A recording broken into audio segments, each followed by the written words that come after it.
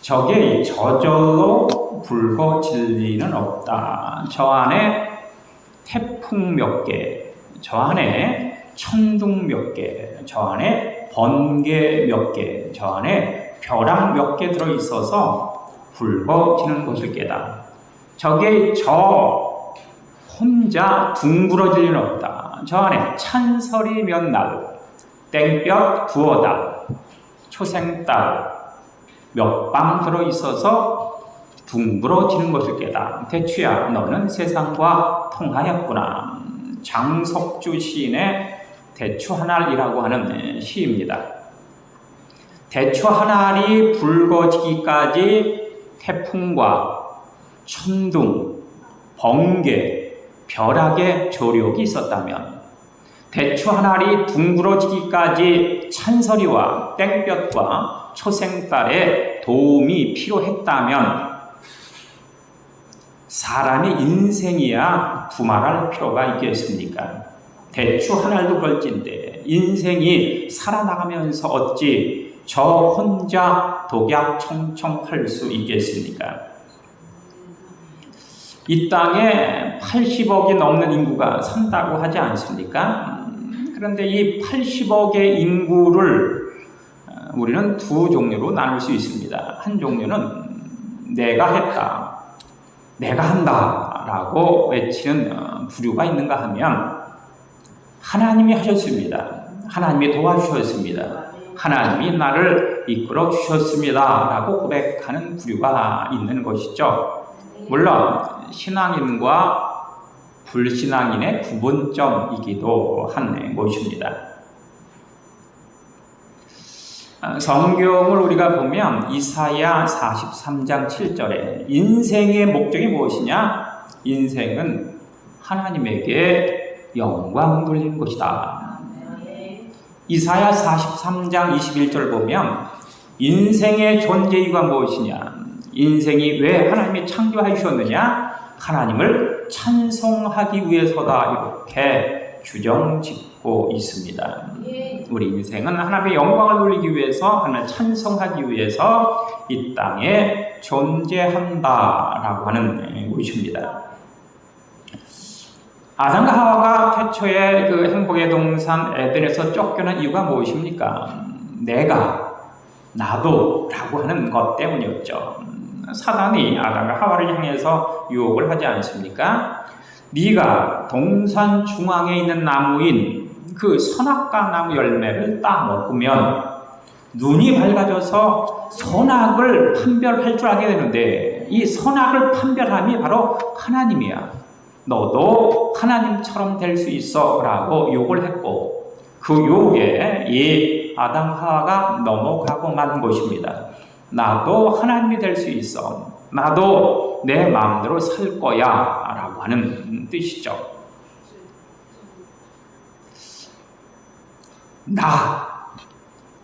나를 내세운다라고 하는 것이 얼마나 큰 오류인가라는 사실을 우리가 분명코 기억할 필요가 있습니다. 사람에게는 이처럼 욕망이라고 하는 것이 있지 않습니까? 욕구라고 하는 것이 있죠. 욕구, 충족, 욕망을 위해서 인간은 살아갑니다. 물론 인간에게 여러 가지 욕구가 많이 있을 텐데, 그 중에서 가장 큰 욕구는 두 가지입니다. 첫 번째 욕구는 살고 싶은 욕구, 욕망. 또 하나의 욕구는 죽고 싶은 욕망. 이런 두 가지, 이 두 가지가 가장 강력하죠. 그 모든 욕구와 욕망보다 더 큰 그런 욕구와 욕망이 살고 싶다는 것과 죽고 싶다라고 하는 그런 욕구와 욕망입니다. 그렇다면 여러분에게 묻겠습니다. 살고 싶은 욕망이 클까요? 아니면 죽고 싶은 욕망이 클까요? 1번 살고 싶은 욕망, 2번 죽고 싶은 욕망. 몇 번? 우리가 흔히 생각할 때 1번 살고 싶은 욕망이 훨씬 더 클 것이다 이렇게 생각을 하는데, 우리의 언어 습관을 보면 그렇지도 않은 것 같습니다. 우리는 항상 기뻐도 죽겠다, 슬퍼도 죽겠다, 신나 죽겠다, 심심해 죽겠다, 죽겠다라고 하는 말을 달고 살고 있습니다. 이것뿐만 아니라 인간의 기조에 깔려있는 것이 무엇일까? 극단적인 슬픔, 극단적인 기쁨, 극단적인 성공, 극단적인 실패 뒤에 자리 잡고 있는 기조는 바로 죽음이라고 하는 것입니다. 극단적인 기쁨을 경험하게 되어지면 이제 죽어도 좋다. 극단적인 슬픔을 경험하게 되어지면 그래, 죽어야지. 이것이 바로 인간의 어떤 본능 아니겠습니까? 1960년대 우리나라의 그 1인당 국민 소득 89달러 정도, 처음에는 뭐 70달러에서 이렇게 올라간 것이라고 합니다. 그런데 지금은 뭐 3만 달러, 3만 4천 달러 뭐 이렇게 이야기하고 있지 않습니까? 그런데 그 60년대도 그러지 않았는데 이 1인당 국민 소득 3만 불이 훨씬 넘는 이 시대 속에 대한민국 많은 어떤 챔피언 자리를 유지하고 있지만 단연 20년 넘게 그 챔피언 자리를 유지하고 있는 것이 바로 자살률 1위라고 하는 것 아니겠습니까? 1년에 약 13,500여 명 정도가 이렇게 스스로 목숨을 끊는다고 합니다. 이것은 그 암으로 죽는 그 숫자가 흡사하다고 하죠. 이 사람들이 왜 목숨을 포기하는 것일까? 표면적인 이유를 들라보면 뭐 슬픔, 괴로움, 실패, 아픔 뭐 등등 부정적인 그런 감정이 인간으로 하여금 살고 싶지 않다라고 그렇게 이끄는 경향이 있는데 사실은 이 죽음이라고 하는 것은 세 가지 정도로 규착이 되죠. 첫 번째는 외로움 때문입니다. 외로움. 그래서 고독은 죽음에 이르는 병 이런 말이 있지 않습니까? 두 번째는 정체성을 상실, 내가 누구인가라는 것을 알지 못해 번아웃 되어지게 되면, 탈진하게 되어지면 죽음을 생각할 수밖에 없습니다. 세 번째는 삶의 의미 혹은 목적, 사명감을 상실하게 되어지면 내가 왜 살아야 되지? 라고 하는 어떤 그 이유와 까닭을 몰라서 스스로 목숨을 끊게 된다. 외롭기 때문에, 내가 누구인지 모르기 때문에, 목적과 사명이 없기 때문에. 이 대표적인 사람이 바로 엘리야 아니겠습니까? 엘리야라고 하는 사람, 불의 선지자, 작다가 공인하는 하나님의 능력의 종 엘리야였습니다. 갈멜산에서 450명의 바알 선지자, 태양신을 숭배하는 선지자와 아세라 선지자 400명, 달신을 숭배하는 그 여신의 그 850명과 상대로 해서 싸워 승리한, 하늘에서 불이 내리게 하는 그런 대회에서 이 엘리야가 당당히 하나님으로부터 불이 내려 승리한 이가 바로 이 엘리야라고 하는 것입니다. 그런데 이 엘리야는 이 대승을 거두고 난 후에 허무함과 뭔가 공허함 가운데 그만 탈진하고 말았습니다. 그래서 아합의 부인 이세벨이 내가 너를 찢어 죽일 거야 라고 하는 그런 협박에 못 이겨 탈진한 그런 상태, 기력이 쇠한 상태로 광야로 나가 로뎀나무는 한 1m 정도 되는 그런 나무라고 하는데 그 나무에 머리를 쳐박고 하나님 앞에 그렇게 넋두리를 합니다. 하나님, 차라리 죽여주십시오. 이세벨의 손에 죽는 것보다 하나님의 손에 죽는 것이 훨씬 더 낫습니다. 이렇게 그가 탄식하는 모습을 볼 수가 있습니다. 그러면서 이 엘리야가 하는 말, 나 혼자 남았습니다. 모든 사람들이, 이스라엘 백성 모두가 바알과 아세라에게 다 무릎 꿇고 절하고 항복하였지만 나 혼자 남았습니다.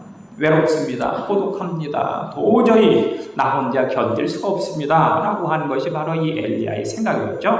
고독했기 때문에, 외로웠기 때문에 이 엘리야는 죽여달라 이렇게 이야기를 하고 있는 것입니다. 이 하나님께서 말씀하시죠. 엘리야야, 너 혼자가 아니야. 너 혼자 남았다고 착각하지 마. 너 외에 7,000명이 바알과 아세라에게 무릎 꿇지 않은 7,000명이 남아있어. 이렇게 하나님께서 말씀을 하시는 것이죠.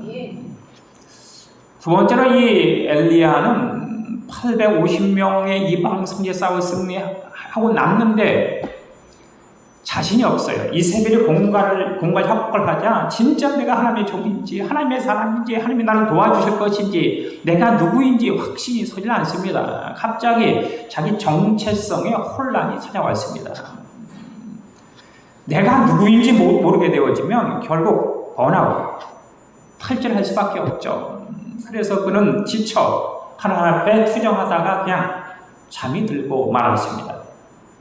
이에 하나님께서 그의 어깨를 두드리면서 그를 깨워서 물을 마시게 하고 떡을 주어서 그의 기운을 소생시키시는, 그러면서 다시 자기 하는 이런 모습을 볼 수가 있습니다.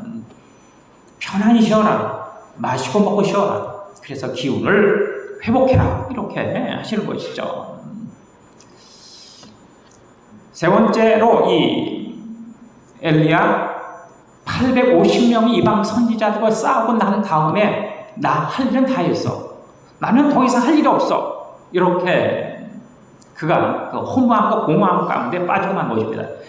더 이상 나는 사명을 다 감당한 거야, 더 이상 할 일이 없어, 내가 인생을 살아 못하게 라고 하는 목적의식의 상실이라고 하는 것이죠.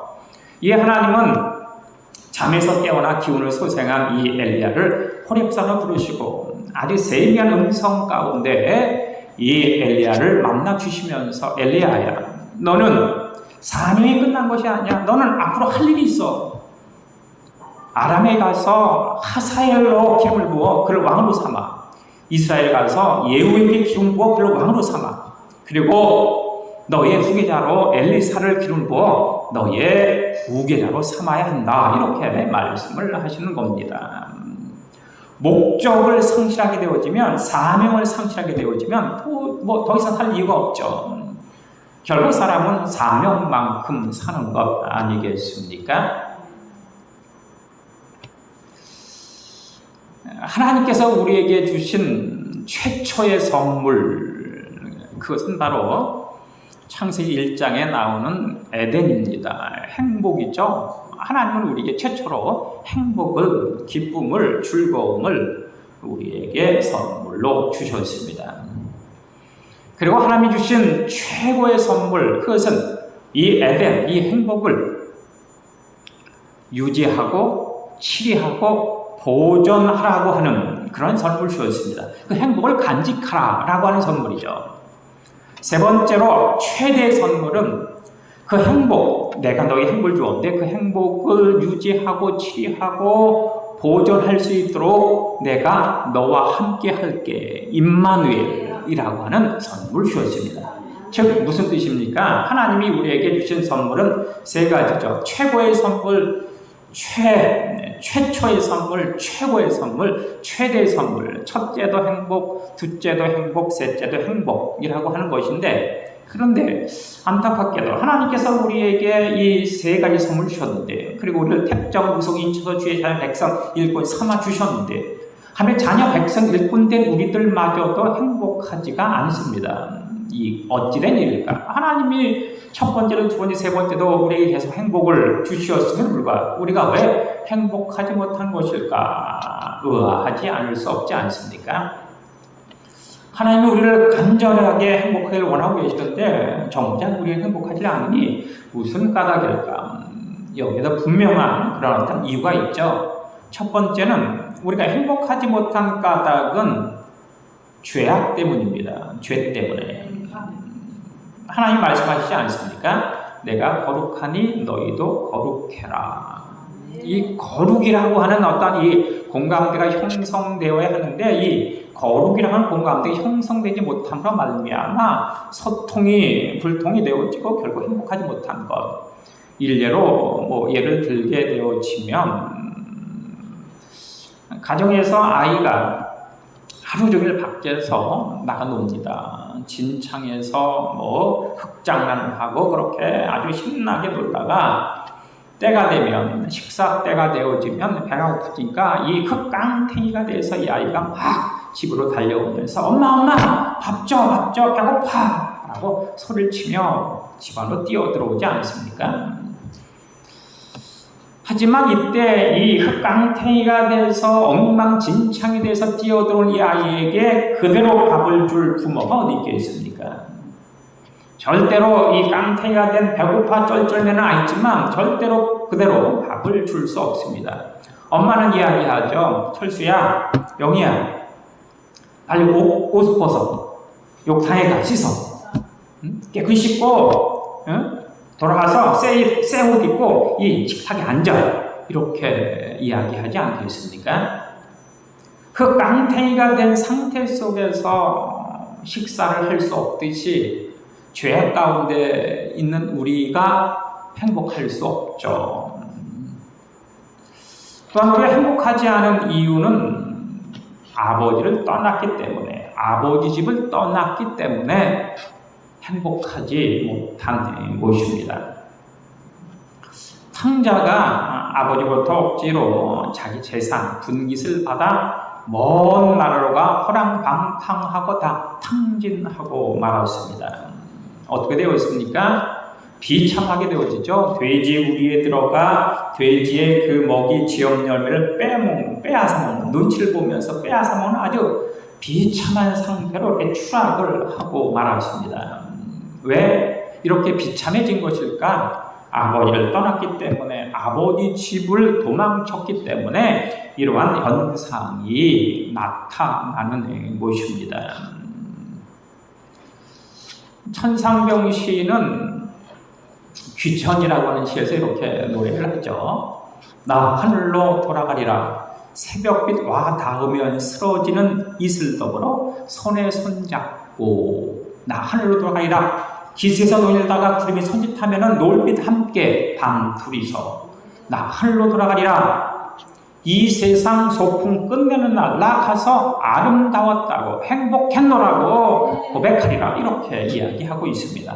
집 떠나면 고생이다. 이렇게 우리가 이야기하지 않습니까? 집 떠나면 고생이죠. 거기 소풍이고 피크닉이고 혹은 뭐 여행이고 관광이라고 하더라도 집을 떠나면 고생입니다.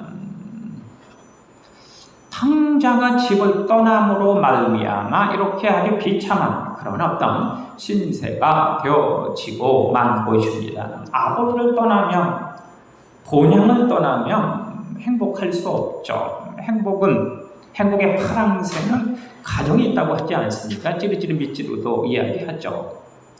행복의 파랑새는 멀리 있는 것이 아니라 집안에 있다. 아버지를 떠나면,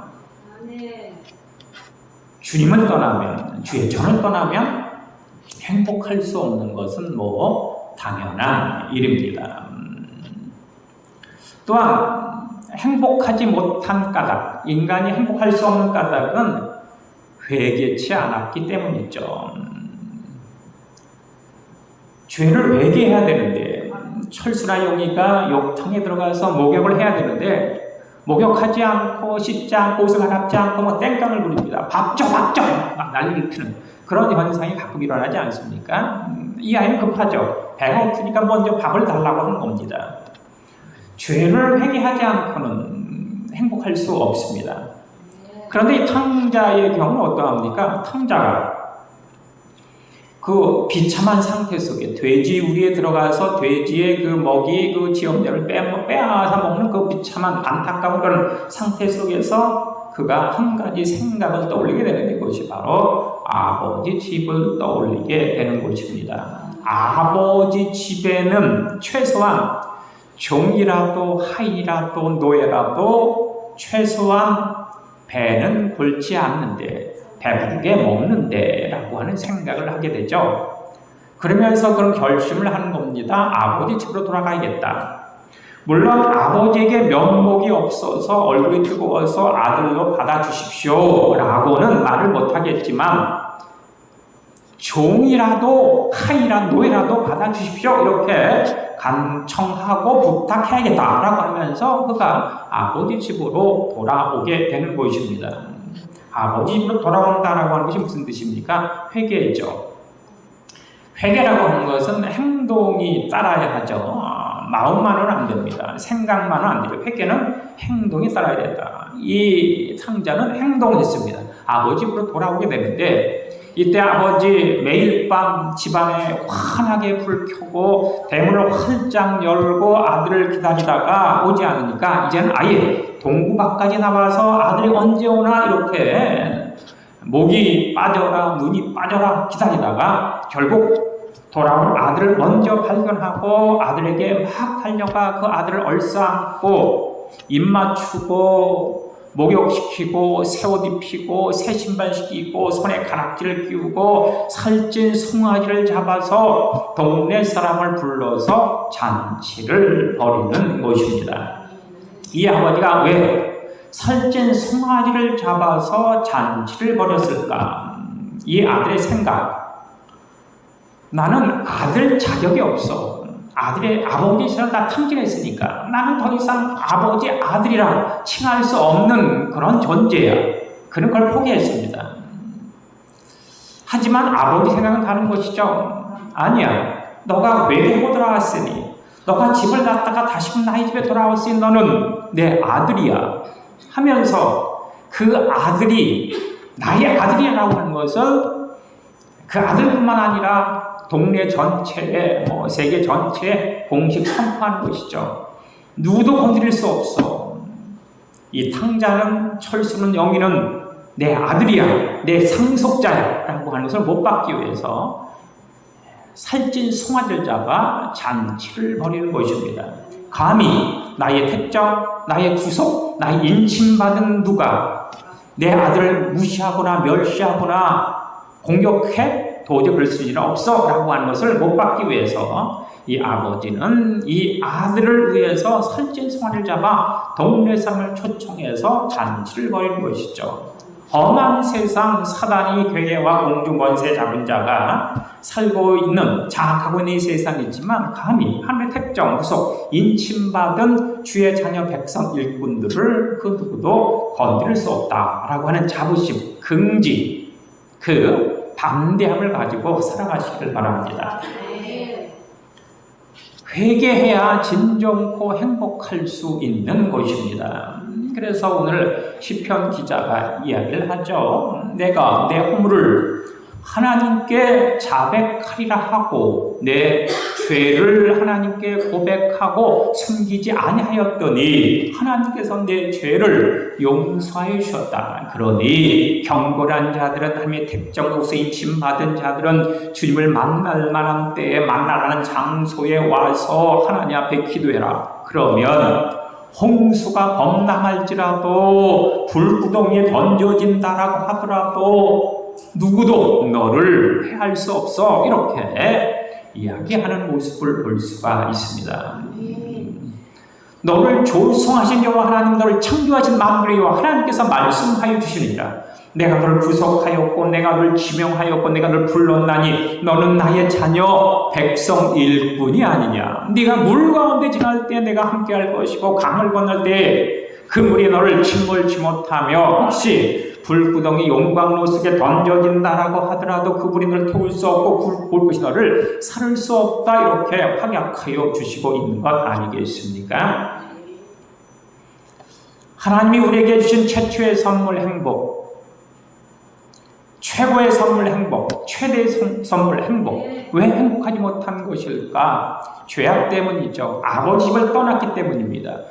회개하지 않았기 때문이죠. 그래서 우리의 인생길이 고해다, 고통이다, 역경이다, 아픔이다 이렇게 이야기를 하고 있는 것입니다. 인생 살아온 자들은 다 고백하죠. 야곱도 이야기합니다. 내가 험악한 세월을 살았습니다. 인생 아픔입니다. 인생의 여정, 고난의 길이다. 이것을 건축물에 비유해 보면 하자 이렇게 이야기할 수 있을 것입니다. 하자라고 하는 것이 무엇입니까? 건축물을 건축하고 난 다음에 건축물에 균열이 생긴다든가 혹은 페인트가 벗겨진다든가 요즘 비가 많이 오는데 비가 샌다든가 하고 하는 흠이라든가 문제가 발생하는 것, 이것이 바로 하자라고 합니다. 그래서 사람들은 이 건축물을 이렇게 건물을 건축하면서 견적, 건축물을 뽑을 때 반드시 하자 보수비라고 하는 것도 같이 포함시키는 것을 알 수가 있습니다. 하자는 당연하다라고 하는 것을 인정하는 것이죠. 건축물의 하자가 당연한 것이라면 인생이야 어떡하겠습니까? 인생의 여정, 삶의 여정 역시도 당연히 하자가 따르는 것, 이것을 우리가 인정하지 않으면 안 되는 것입니다. 오늘 이 사무엘상에 등장하는 주인공 한나라고 하는 여인, 이 여인에게 있어서도 하자가 있었습니다. 하자가 두 개인데, 첫 번째는 아기를 낳지 못한다라고 하는 하자, 두 번째 하자는 아기를 낳지 못하다 보니까 두 번째 부인인 분인나에게 무시당하고 모욕당하고 멸시당한다라고 하는 하자가 있습니다. 이 하자라고 하는 것, 부정적인 의미로는 아픔, 고통, 역경, 눈물, 탄식 이런 어떤 의미로 우리가 받아들일 수 있습니다. 하지만 이 하자는 부정적인 의미가 있는 것이 아니라 긍정적인 의미로 있으니, 이 하자는 하나님이 나의 삶에 개입하고 내주, 임재, 강림할 수 있는 하나의 기회와 찬스가 된다라고 하는 그런 긍정적인 모습도 있습니다. 물론 신앙인과 불신앙인의 어떤 차이점일 수도 있죠. 사실 우리는 하자를 싫어하죠. 하자 없는 인생을 살고 싶어 합니다. 하지만 하자가 없다면 어떻게 될까? 첫째, 교만해집니다. 자만해지고 갑질하게 됩니다. 하자가 없다면. 그리고 하자가 없다면 아무리 하자가 없는 사람이라고 하더라도 내가 가지지 않은 것을 상대방이 가진 것을 보게 될 때, 그때 그것에 대한 욕심이 생기게 되는 겁니다. 나는 없는데 너는 갖고 있네? 저것을 채워야지 라고 한 욕심, 욕망이 발동하게 되어지고, 결국 인간적인 방법으로 그것을 탈취하려다 보면 하나님을 떠나게 되어지고, 결국 엄청난 어떤 오류와 어리석음을 범할 수밖에 없는 그런 처지로 전락을 하는 것입니다. 하지만 하자가 있다면 내 스스로 그것을 해결할 수 없기 때문에 하나님 앞에 찾아갈 수밖에 없고, 하나님에 부르실 수밖에 없고, 하나님 앞에 간구할 수밖에 없고, 그러면 하나님이 내 삶에 내주 임재 강림하셔서 그 일을 대신 해결해 주시는 놀라운 은혜와 은총의 그 역사가 시작된 것, 이것이 바로 하자라고 하는 것입니다. 사실 이 한나에게는 하자 이전에 놀라운 특권, 아주 큰 은혜를 받은 여인이 바로 이 한나였습니다. 그 당시 아주 엄청난 가부장적인 그런 시대의 족장의 아내였는데, 족장의 전적인 일방적인 사랑을 받고 있는 이 여인이 바로 한나였다라고 성경은 이야기하고 있지 않습니까? 족장의 사랑을 독차지하고 있는 이 여인, 엄청난 그런 어떤 특권이고 은혜였는데, 하자가 발생하자 그 특권과 은혜가 전혀 의미가 없어지고 마는 것입니다. 이를테면 우리나라 최고의 부자였던 정몽헌, 최고의 인기인 최진실, 최고의 권력자 노무현, 노회찬, 박원순 등등, 이런 이 사람들은 어떠합니까? 물질, 돈, 이것이 최고, 인기, 명예, 권력을 갖추고 있는 엄청난 특권과 엄청난 혜택과 은혜를 받은 사람들이었는데, 그런데 하자가 발생하자 그것들이 전혀 도움이 되어지질 않는 것이죠. 결국 그들 역시도 그 엄청난 특권과 은혜와 혜택을 받고 있음에도 불구하고 스스로가 그렇게 목숨을 끊어버리고만 오류를 범하고 말았습니다. 인간적인 방법으로 해결될 수 있는 것이 아니기 때문입니다. 하자라는 것이 인간적인 방법으로 해결되는 것이 아니죠. 하지만 한나의 경우는 달랐습니다. 한나가 어떻게 했는가? 아기를 낳지 못한다는 하자, 둘째 부인이 자기를 모욕하고 무시하고 그렇게 멸시한다고 하는 하자, 그 하자를 안고 하나님의 전 성막으로 성전으로 달려가 있습니다.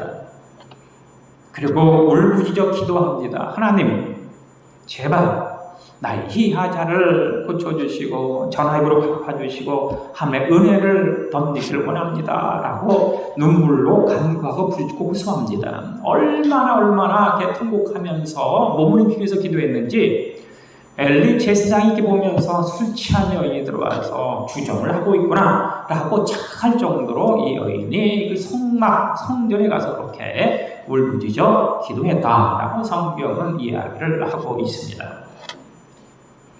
그러자 어떻게 되었습니까? 하나님께서 이 한나의 생에 개입을 하시는 것이죠.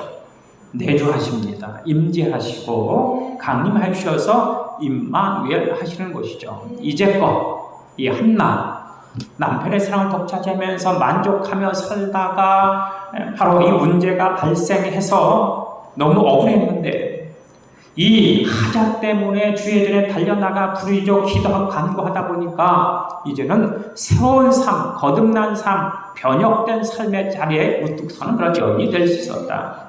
하나님께서 이 한나의 생애에 개입을 하셨다. 임마누엘 하셨다라고 하는 것입니다.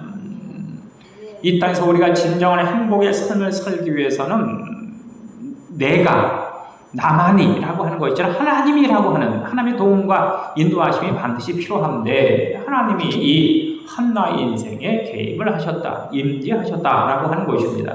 그래서 이 한나의 기도대로 그 여인에게 아들을 주시지 않습니까? 그 아들의 이름이 사무엘이라고 하는 것입니다. 사무엘, 마지막 사사죠.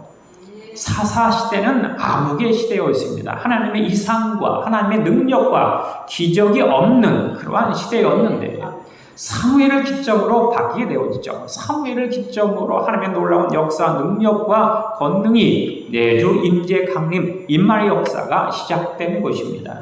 이스라엘이라고 하는 나라가 하나님 나라 신정 국가로서 그 기틀과 그 기초를 다지는 그 역할을 한 이가 바로 사무엘이다라고 하는 것입니다.